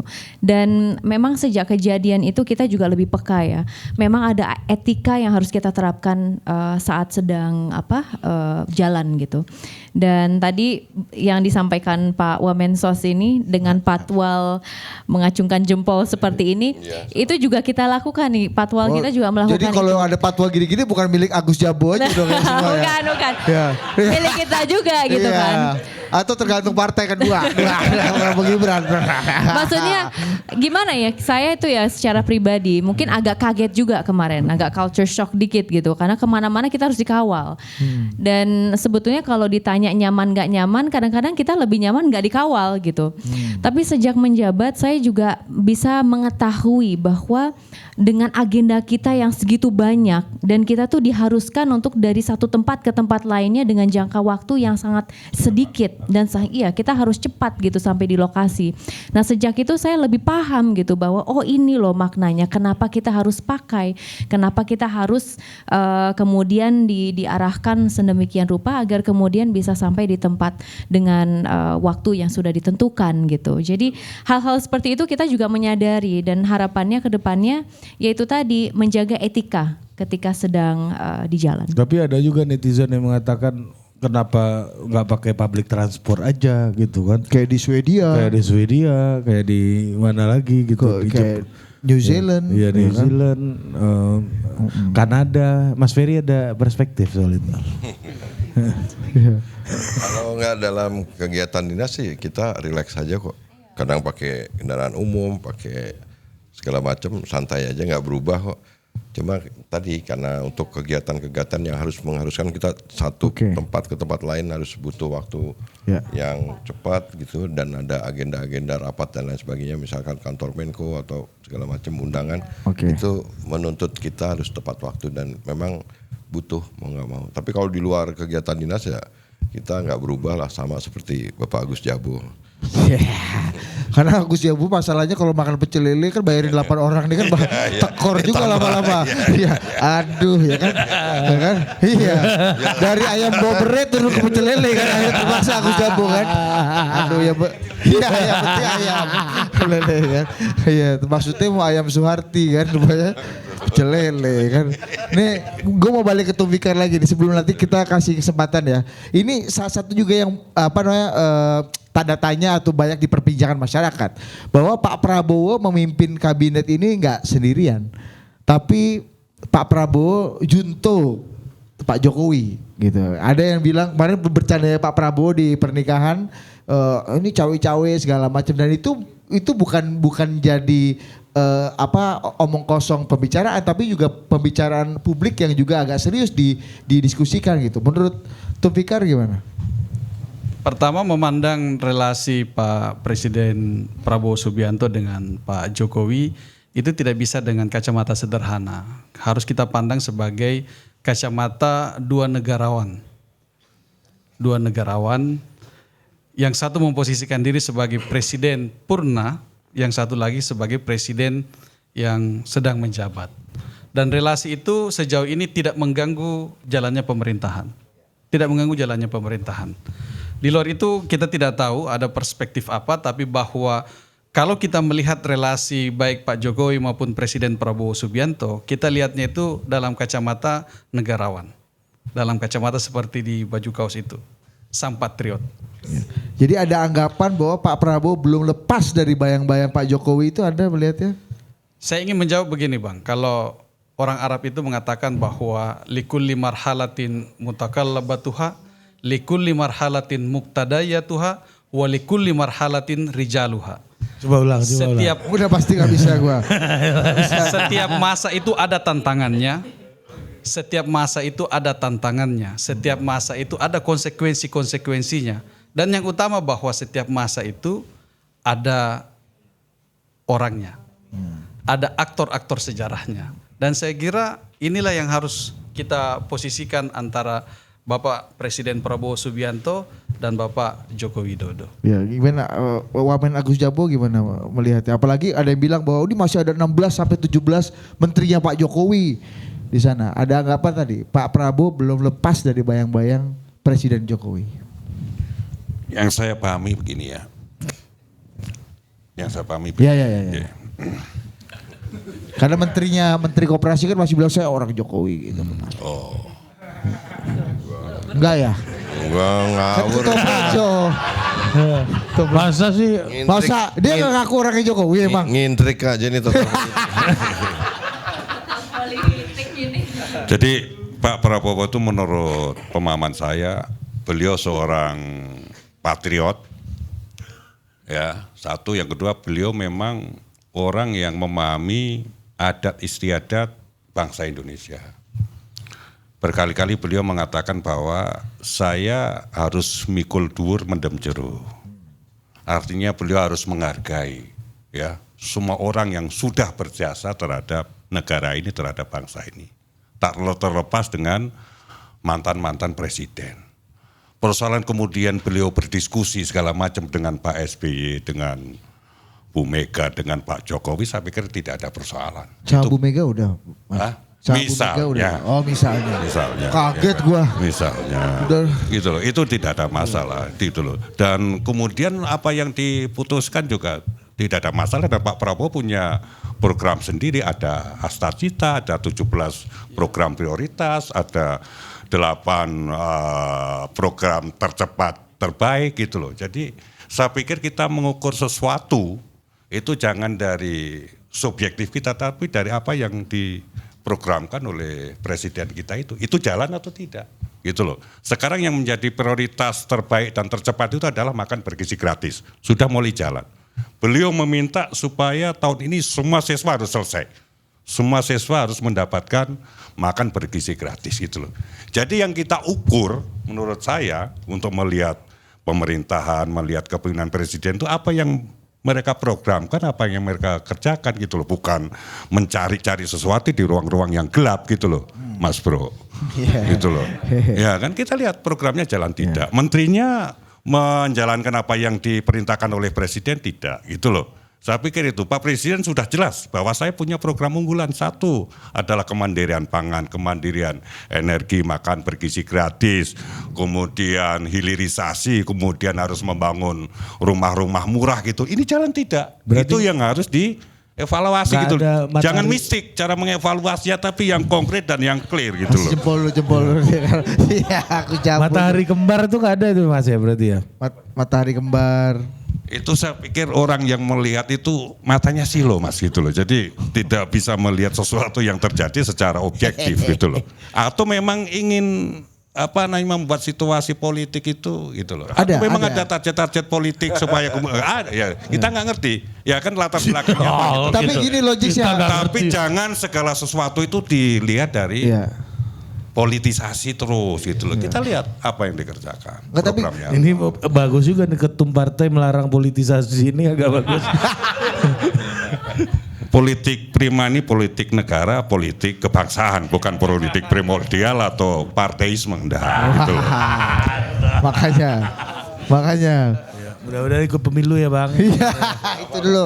Doanya dulu ikut pemilu dulu. Amin. Iya, iya gimana? Amin. Tapi Pak Wamenkop gini kan, keinginan Pak Prabowo merangkul semakin banyak sekali kekuatan politik, salah satunya juga PDI Perjuangan, Bu Mega gitu ya. Melihat hubungan Bu Mega dan Pak Prabowo memang di banyak sekali konfirmasi baik dari pihak Gerindra ataupun pihak dari PDI juga nggak ada masalah Ri ya. Oh baik-baik aja. Kok lu tanya gua? Iya kan kata PDI gitu baik-baik aja. Lu opini lu aja. Enggak. Jangan-jangan yang harus ini nih yang harus Iya. Enggak bukan WA ini cari bahan. Kutipan. Dia baca kutipan, Mas. Bagus Jambu ini pada ngerti. Bu. Dari ayam Suharti turun pecel lele ini kan. Kacau. Itulah kenapa dia nggak suka protokol ini kan. Itu gara-gara. Tapi gini. Iya. Tapi gini Mas Ferry, ketika Pak Prabowo ingin merangkul semuanya termasuk PD Perjuangan dan katanya hubungan Pak Prabowo dengan Ibu Mega baik-baik saja, tapi di sisi lain PD Perjuangan masih terus gencar menyerang Pak Jokowi gitu dengan segala macam kritiknya yang sampai sekarang kayaknya di media belum beres gitu. Padahal presidennya Pak Prabowo. Nah, banyak yang menganggap kan sekarang Pak Prabowo dan Pak Jokowi kan satu tubuh gitu. Apalagi ada Mas Gibran menjadi bagian dari tubuhnya Pak Jokowi, tubuh pemerintahan ini. Apakah dengan membiarkan Pak Prabowo membiarkan Ibu Mega hubungannya dengan PDI dan Ibu Mega baik itu tidak juga menjaga perasaannya Pak Jokowi gitu, berempati gitu. Mas Ferry, gimana kita melihatnya sih relasinya? Ya kalau ini kan Pak Prabowo menjadi faktor yang independen. Beliau seperti yang tadi disampaikan pasti ingin merangkul semua pihak, termasuk siapapun. Pokoknya Pak Prabowo adalah orang yang seperti itu. Waktu kita tidak dalam pemerintahan pun itu Pak Prabowo bilang bahwa agak lama kita di situasinya jangan ya. Di luar pemerintahannya agak lama ya. Lama. Di dalam baru 100 hari Bos. itu pun tetap menjaga menghormati Ibu Megawati Soekarno Putri. Terhadap Pak Jokowi, Pak Prabowo juga menghormati karena mantan presiden dan hubungannya saya rasa sih Pak Prabowo rileks saja, santai juga. Jadi kita tidak bisa pungkiri juga ada sebagian di kabinet yang memang bekas mantan ikut di dalam pemerintahan Pak Jokowi, ikut lagi ya memang itu bagian dari keberlanjutan juga. Dan misalnya gini Pak Wamen izin, saya sahabatan sama Ari nih karena kita satu tubuh lah ya di tota politik gitu ya. Itu kan kolaborasi kompartner. Ketika Ari dijahatin sama orang, terus saya baik-baik sama orang yang jahatin Ari, kan orang cetok kalau bahasanya. Ya, itu kan bukan urusan Pak Prabowo. Pak Prabowo-nya yang ingin ngerangkul semuanya. Kalau ada masalah seperti itu ya yang bersangkutan yang punya masalah. Beresin sendiri masalah itu. Beliau Pak Prabowo insya Allah ya akan merangkul. Mudah-mudahan dengan kedewasaan masing-masing akan bisa kita bertemu mengkonsolidasikan kekuatan dalam rangka untuk mempercepat keadilan sosial itu. Jadi rasanya Pak Prabowo pernah punya pengalaman di luar pemerintahan, tapi juga sekarang punya pengalaman di dalam pemerintahan, bahkan sekarang jadi presiden. Tentu sikap Pak Prabowo akan meletakkan posisinya sebagai faktor yang akan merangkul semuanya. Itu penting. Aneh kan dimusuhin gara-gara bela ente. Ya, makanya kayak gitu. Aneh dimusuhin gara-gara bela ente. Kan gitu-gitu. Tapi ente bisa bilang gini, kan ente bisa menang karena aneh. Itu masalah ente berarti. Iya. Tuh Fikar, gitu masalahnya. Jadi kata Pak Prabowo, Pak Jokowi sorry ya, aneh sama Bu Mega baik-baik aja. Kalau ente sama Bu Mega berantem itu masalah ente berdua. Aneh nggak ini nih belum tentu setia kawan ya sama ente. Gitu kalau ada persepsi gitu gimana? Kasih lu ayat dong satu. Ayat dulu. Setelah ziarah ke Basilika Santo Petrus ini coba lu kasih dulu. Gak mungkin hanya Mas Ferry ayat kan. Jadi kalau ingin melihat relasi itu, satu-satunya yang bisa kita tangkap adalah apa yang beliau dalam 2 kali sidang kabinet paripurna sampaikan kepada kami. Dan Fyur, satu-satunya yang bisa memisahkan beliau dengan siapapun itu adalah ketika orang itu dianggap mampu menghalangi cita-cita dan visi beliau dalam mensejahterakan rakyat. Itu saja. Abang mau jawab apa? Ini agak susah Kaster. Ini udah agak susah digoyang kalau udah Itu solid. aja, Bang. Ya, solid tuh, Jadi solid. abang bisa lihat konsolidasi politik pasca pemilu dan pilpres. Pemilihan ketua DPR yang paling smooth kemarin. Padahal antara ketua DPR-nya dan presidennya berbeda partai. Iya. Tapi itu tidak ada ribut-ribut, tidak ada sidang yang ditunda sampai dini hari, semuanya smooth. Dan itu kita bisa lihat bahwa ini bagian dari upaya mempercepat konsolidasi pasca pilpres, pasca pemilu, kemudian kesemuanya itu demi apa? Demi kepentingan mensejahterakan dan menghadirkan kemakmuran bagi rakyat Indonesia. Mantap. Jangan ragu-ragu, Bos. Ya ragu-ragu itu Tepuk tepuk tangan. Bagus ini, layak ditepuk tangan nih. Iya. Bagus juga nih. Ayo kita buka aja. Ibu ada yang mau nanya nggak? Ya boleh. Nih, karena baju lu bagus gue kasih nih. Ayo maju. Maju bro, maju. Iya. Ada. Kasihan kan, masa makan doang. Suruh nanya. Iya. Oke, cek. Oh iya, panggilin Inton dong. Suruh berpendapat ya. Yaudah lu nanya dulu ya. Oke, cek. Oke, Assalamualaikum warahmatullahi wabarakatuh. Iya, tadi saya bersyukur soalnya pertanyaan saya udah dikasih jalan masuknya sama Pak Wamen Fikar sama Pak Wamen Agus Bojo. Jabo. Salah. Kalau Agus Bejo Itu ini Pak. Agus Bejo tuh ini obat tolak angin itu bos. Itu stand up Pak, stand up. Izin ya Pak Wamen. Nah, lanjut. Jadi pertanyaan saya seputar garis kemiskinan Pak.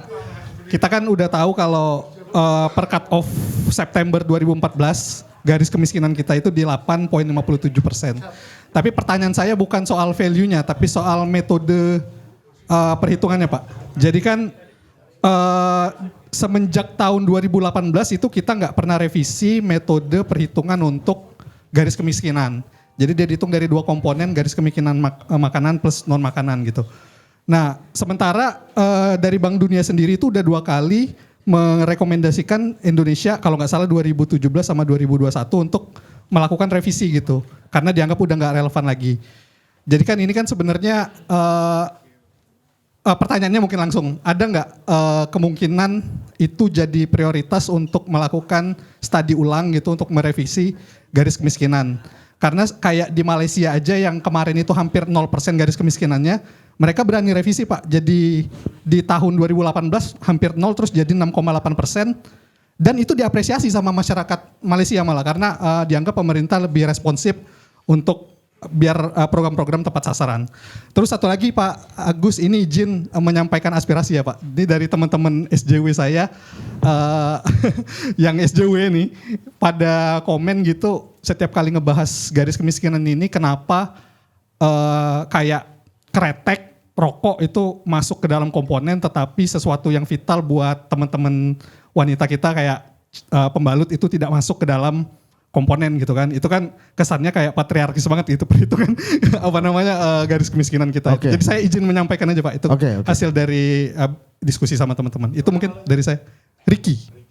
Makasih Pak. Oke, Pak ini sangat teknokratis ini pertanyaannya. Kan? Daripada ditanya soal politis terus kan ente kan. Ini teknokratis. Pak Wamen, ini mau silakan Pak Wamen aja nih. Kalau nggak dijawab, menguap pertanyaan Pak Wamen. Masa kami yang jawab? Monggo kalau mau dijawab. Gak ngerti kita garis yang ini. Jadi begini Mas ya, saya Bung Ricky ya. Saya Gus Japo bukan Agus Bojo ya. Tapi nggak ada masalah gitu. Pak Bupati. Selamat malam. Mohon izin saya duduk di sini Pak Bupati. Mumpung belum pakai jengkol nih Pak Bupati di sini kan. Nanti setelah dilantik susah di WA gitu loh. Iya kan? Enggak kan? Jadi begini. Waktu kita dilantik ya, itu Pak Presiden menyampaikan pesan ke Menteri Sosial ya, Gusmen, Pak Saifullah Yusuf bahwa kita diminta bekerja berdasarkan data. Itu ke beliau. Terus ke saya Pak Presiden mengatakan jangan sampai kemudian bantuan sosial ya, dalam bentuk PKH, dalam bentuk sembako atau bantuan-bantuan atensi yang lain itu tidak tepat sasaran. Nah, sedangkan di Indonesia itu kemarin itu masing-masing lembaga, masing-masing kementerian itu loh, itu rata-rata punya data masing-masing. Ya, sehingga untuk kemudian membuat satu kesimpulan ya tentang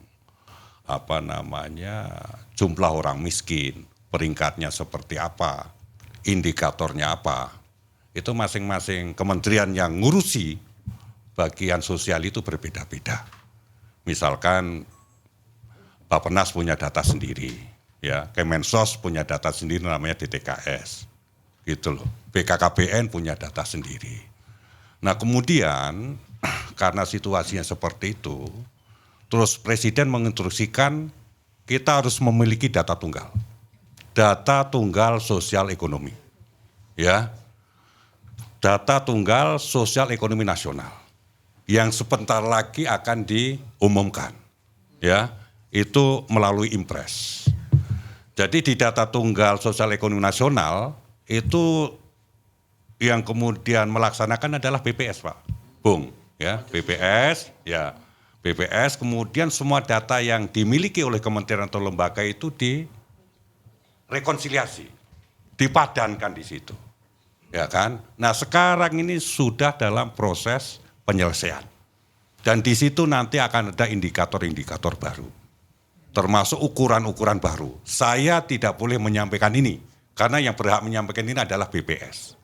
Tetapi kalau kemudian kaitannya dengan Kemensos, hubungannya dengan PKH, dengan Bansos, kemudian ada perubahan-perubahan penerima bantuan itu, ya nanti akan ada pemutakhiran 3 bulan sekali, gitu loh. Dan Kemensos sendiri sudah membuka ruang bagaimana kemudian masyarakat bisa mengusulkan, baik lewat jalur birokrasi mulai dari desa, kota, kabupaten ke Kemensos, atau kemudian menggunakan aplikasi namanya Cek Bansos, gitu loh. Jadi tunggu saja ya, sebentar lagi akan diumumkan data tunggal sosial ekonomi nasional lewat Impres, dan kita juga menunggu, Kemensos juga menunggu.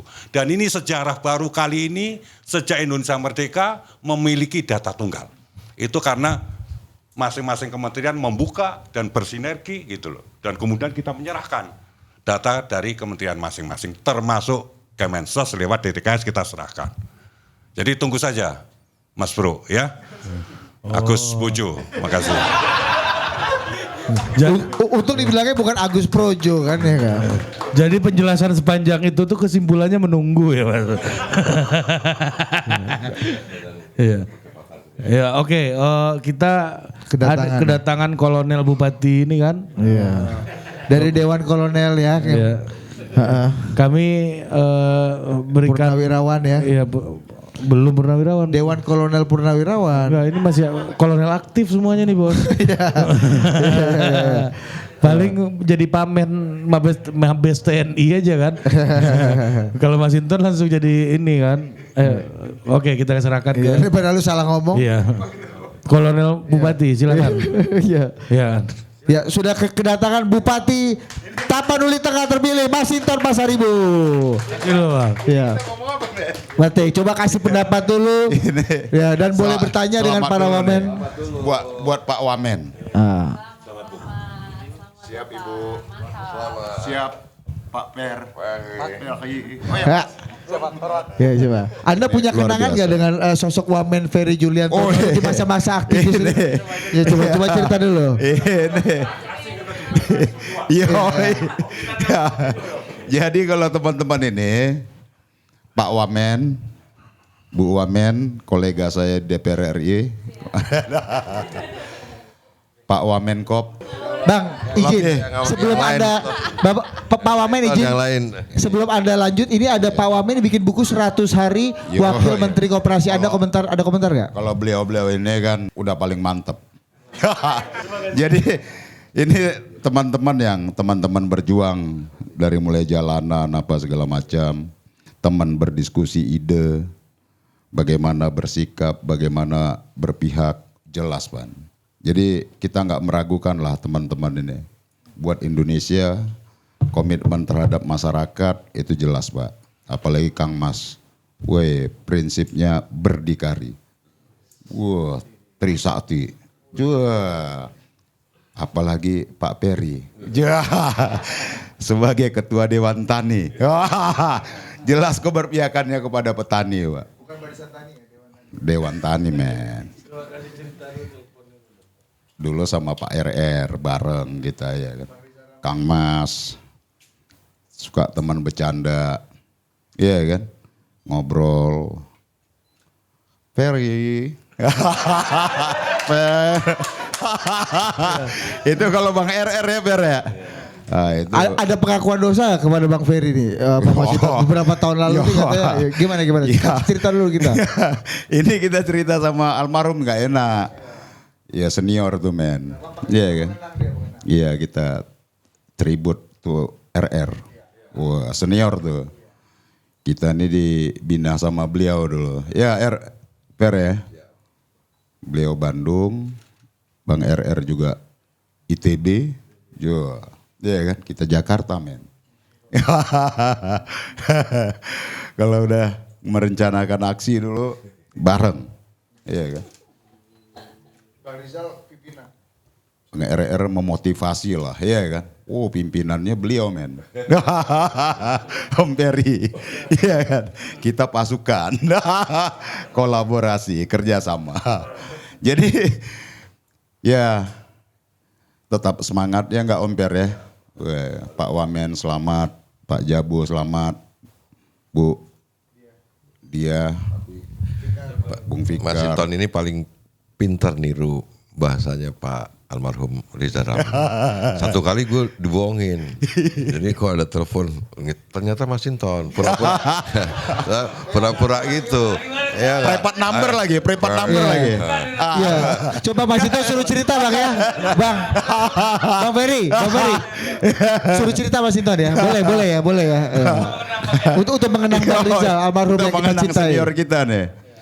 Iya kan, jadi suatu kali apa nih gua akalin buat Ferry nih ya, iya kan. Pakai prepat number men, iya kan. Setting, beli nomor baru lah kan. Kan bisa di prepat tuh Om ya. Siap. Karena dulu Bang RR pakai prepat, iya kan. Kang Mas juga kalau ditelepon Bang RR pakai prepat. Ferry, siap Bang gitu. Ya kan, kita di ujung telepon, mantap juga nih gitu kan. Tapi sebelum nelpon men kita latih dulu men, suara udah pas belum ya kan. Ferry, siap bang. Ya, teman-teman Ferry ya. Iya, jangan lupa Mas Hinton Pel. Oh siap bang. Wah, gak lama. Iya kan, gak lama Ferry langsung telepon kita. Ton luar biasa lu Bang RR perhatian banget sama lu katanya kan. Terus apa arahan? Lu kemarilah katanya. Langsung men, iya kan. Kita langsung meluncur dong, iya kan. Waktu itu apa yang lu bilang di telepon itu apa Bang? Ya. Ke Bang Ferry, menirukan Bang RR itu gimana? Perhatiin teman-teman, ya kan. Ferry, siap bang. Teman-teman diperhatikan Per ya. Yeah. Mas Hinton. Oh siap bang. Wah, langsung telepon men. Kita langsung meluncur. Yeah. Langsung meluncur temuin Om Ferry. Geser. Wah, lu ilah men. Paham aja. Jabu. Kita langsung, waduh luar biasa lu Ton. Siap Ber, dia bilang ya kan. Begitu geser barang, kita ini, wah kita langsung geser men. Jangan sampai Bang RR yang beneran telepon beliau. Kita lagi di situ ya kan. Tapi ini kan seru-seruannya gak Ber ya. Itu bentuk penghormatan beliau terhadap Bang RR almarhum ya kan. Dan kita juga sebagai junior beliau ya kan. Juniornya Bang RR kita juga hormat. Gitu Pak. Apalagi nih men? Soal Bupati gimana? Ya. Soal gini Bang, pentingnya aktivis ya para pejuang yang biasa mengadvokasi masyarakat itu sekarang ada di jabatan-jabatan super pentingnya ada aku Cabo, Dia Roro, Kang Mas Ferry Juliantono, ada Ketua Pemuda Muhammadiyah. Wah, luar biasa nih men. Urusannya langsung bersentuhan sama masyarakat. Iya kan? Kemensos. Iya kan? Langsung bagaimana membantu masyarakat kecil. Iya kan? Keberpihakan. Perdagangan urusannya sama pelaku bisnis, ya kan? Bagaimana mengukuhkan, ya kan? Bisnis Indonesia itu diplomasi internasionalnya dan lain sebagainya menentukan pasar global nanti. Kalau Om Peri koperasi men, ini berkaitan langsung sama masyarakat men, iya kan? Dan perlindungan buruh migran. Wah, bagaimana tuh tenaga kerja kita tuh ya minimal seperti Filipina lah kita. Iya kan? Buruh migrannya tuh diadvokasi dan dilindungi negara. Begitu men. Nah, Pak Bupati, tentu ya. bagi kami di daerah harus kolaborasi. Iya kan? Data orang miskin umpama kan harus update terus, kita lapor sama Kemensos, iya kan? Kerjasama dengan gubernurnya juga harus. Pemberdayaan masyarakat. Wah men. Oh harus men. Itu wajib men. Karena berada dalam rumpun kekuasaan yang sama men. Cabang kekuasaan eksekutif. Tunggu, gubernur Masinton siapa Bang Ferry namanya? Siapa gubernur Masinton? Iya Sumatera Utara siapa Bang? Kerja kolaborasinya harus klop. Sama presiden, wakil presiden, Sama wapres sama menteri dan wamen. sama wapres udah badan. Ya, dalam rumpun kekuasaan yang sama men. Iya kan? Harus tegak lurus Pak. Iya, tegak lurus. Dalam rumpun kekuasaan yang sama, tegak lurus dengan presiden. Iya no. Berjenjang sama menteri, wamen, gubernur, begitu Pak. Ya. Bang Masinton ini kita mau recall lagi nih pernyataan Bang Masinton beberapa waktu terakhir. Sejak Januari sampai kemarin sebelum pemilihan tuh Bang Masinton selalu bilang bahwa ya, politisasi bansos adalah salah satu bentuk kecurangan politik terkeji di Republik ini. Nah ini kan bansos ada di rumpun beliau nih. Ya kan? Kan tadi datanya sudah disampaikan. Anda masih punya pendapat yang sama nggak? Atau Anda ingin merevisi nggak pendapat Anda setelah Kang Mas Jabo yang ada di dalam ini? Setelah Kang Mas pasti lebih tertata. Terhindar dari politisasi. Karena datanya udah benar men. Iya kan? Data sudah benar. Kalau kemarin datanya itu benar. Saya masih di Komisi 11. Iya kan? Nah kita sama BPS waktu itu untuk satu data. Sehingga semua terintegrasi antar kementerian lembaga seperti yang disampaikan Kang Mas tadi. Itu dulu politisasi. Setiap kementerian, setiap sektor datanya berbeda-beda men tentang orang miskin tadi. Dengan satu data kemudian waktu itu di Komisi 11, saya masih di anggota Komisi 11, kita setujui kalau nggak salah itu berkisar 4 triliun tuh anggaran untuk BPS melakukan sensus dan perbaikan data terhadap Indonesia tadi. Kemensos dulu PDIP. Yo iya. Tapi kan yang di atas Kemensos kan ada presiden men. Tapi itu jangan bicara politik lagi. Iya. Tapi yang pasti sejak Kang Mas Jabo di dalam. Oh iya. Satu data men. Luar biasa. Top. Iya kan. Data koperasi juga satu data nanti ya kan. Buruh migran satu data. Perdagangan juga data komoditi ya satu data. Nggak lagi berbeda-beda. Loh iya dong. Pemerintah daerah tugasnya mengupdate. Iya dong. Per tribulan. Iya kan tribulan tadi kita update. Begitu. Siap Kang Mas. Ya. Bang, yang terakhir Bang. Harapan utama sebagai kepala daerah terhadap pemerintah pusat tuh apa sih? Yang yang paling diinginkan, yang paling diharapkan dari pemerintah pusat? Apalagi kan teman-teman Anda semua nih di pemerintah pusatnya. Tentu kita berharap pemerintahan ini konsisten terus sesuai dengan janji kepada rakyat kemarin, men. Iya kan? Nah, tentu kita juga punya janji dan harus selalu kolaborasi, men. Nah, tugas kami adalah bapak-bapak ini membangun Indonesia dari pusat, tugas kami membangun Indonesia dari daerah. Nah, kolaborasi ini, iya kan? Kami dari skop yang terkecil-kecil, men, unit terkecil gitu kan. Nah, tentu tegak lurus dengan program pemerintah pusat. Iya dong, ya kami cuma pelaksana, men, di daerah. Iya kan, kepala daerah itu kan perpanjangan tangan pemerintah pusat di daerah. Ya pastinya dengan Bu Mega adalah sebagai ketua umum partai, tegak lurus terhadap sikap politik partai. Dengan pemerintahan ya tegak lurus dengan presiden. Wah, jelas, men. Antara pemerintah dan politik tuh. Hakim MK udah paten nih sekarang, Bang, ya. Mantap tadi putusannya. Oke, terima kasih tepuk tangan yang meriah untuk Bupati Tapanuli Tengah terpilih, Mas Inton Pasaribu. Terima kasih. Oke, coba hak jawab dulu Agus Jambo nih. Untuk teman hak jawab sekaligus closing statement. Iya, hak jawab sekaligus closing statement dulu. Ya, silakan Kang Mas.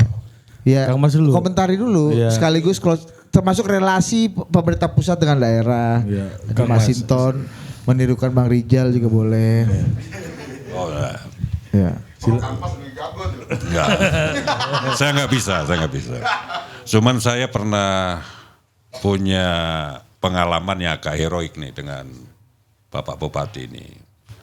Dulu aksi ke kedutaan Amerika masalah Freeport. Kita cuman berdua ternyata gitu loh.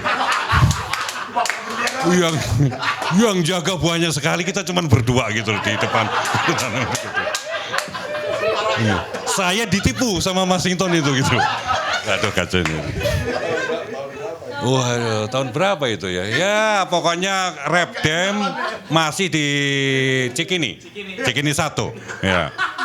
Gitu loh. Kang Mas, kita mau gempur ini Freeport di kedutaan Amerika. Oke, gitu loh. Ya ketemu di sana ya oke gitu loh. Saya ke sana, dia sendiri, saya sendiri. Waduh. Jadi saya pikir begini, apapun partainya, sekarang ini kita harus bersinergi, berkolaborasi ya, perintahnya Bapak Presiden begitu, dan menjadikan kemakmuran rakyat ini sebagai kerja bersama, gitu loh. Jadi mari kita bergotong royong, ya kan, kemiskinan di Indonesia segera selesai, dan bangsa Indonesia bangkit menjadi bangsa yang adil makmur, bangsa yang berdikari, bangsa yang hebat dan menjadi mercusuar dunia seperti cita-cita Bung Karno. Terima kasih. Oke. Dan ini Untuk Wamensos. Kang Mas izin, forum kayak gini boleh dilestarikan apa dibubarkan ya abis ini nih, Serikat Wamen ini nih. Kasih dulu komentar soal itu. Masalah serikat nggak begitu prinsipil. Tetapi diskusi ya kan, kita saling memberikan masukan, saling mengkritik, itu saya pikir sebagai satu budaya yang progresif dan harus diteruskan dan tidak perlu dilembagakan pakai serikat-serikat. Yang penting kita ketemu ya kan, kita berpikir berbuat terbaik buat bangsa. Iya. Lanjut terus Forum Wamen. Wah mantap, Forum Wamen, setuju ya? Wamen Club, ya. Tapi kalau Wamen Club, kalau kata Bupati. iya. Enggak, Bang Mas Inton. Yang menerima kedutaan Amerika berdua ini. Bang, kata Wamen Ferry, kalau Wamen Club itu terlalu pemain golf ya kan. Kalau agak kiri itu Serikat Wamen. Iya. Iya. Sekjennya Agus Jambo. Iya, karena nggak ada ketua umum kalau saya kan serikat kan. Sekjen paling tinggi. Iya. Iya. Ibu Wamen silakan. Ibu Wamen, ya. Jangan terjebak pada politisasi pembicaraan itu ya. Oke, closing statement ya. Jadi tadi terima kasih banyak kita sudah dengar dari Pak Bupati. Saya sepakat sekali. Tadi juga Pak Wamensos menyampaikan bahwa kolaborasi itu menjadi kunci keberhasilan sebuah negara. Dan di bawah kepemimpinan Pak Prabowo dan juga Pak Gibran, kita komitmen untuk selalu berkolaborasi, kerjasama. Jangan sampai ada gap antara pemerintah di pusat hingga yang di daerah. Yang menjadi inti adalah gimana kita saling berkomunikasi, kerjasama agar kemudian program-program yang sudah kita set dari pusat itu bisa diterjemahkan dengan baik ke masyarakat dan masyarakat juga bisa merasakan dampak positif dari program-program itu. Jadi semoga kedepannya dengan berkolaborasi kita bisa betul-betul menciptakan Indonesia emas di tahun 2045 nanti. Oke. Mantap. Silakan Pak Wamen Ferry. Iya. Tanggapi Mas Hinton dulu. Tanggapi Mas Hinton dulu. Iya. Ini penting nih, so. Siap. Siap.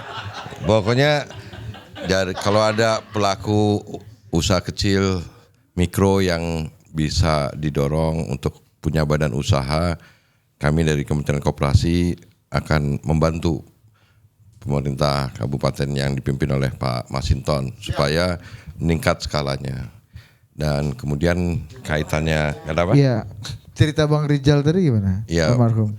Kan tadi udah diceritain. Yang penting. Anda nggak sakit hati sama Mas Hinton? Yang penting Mas Hinton jangan niru bahasanya Pak Prabowo, kacau lagi nanti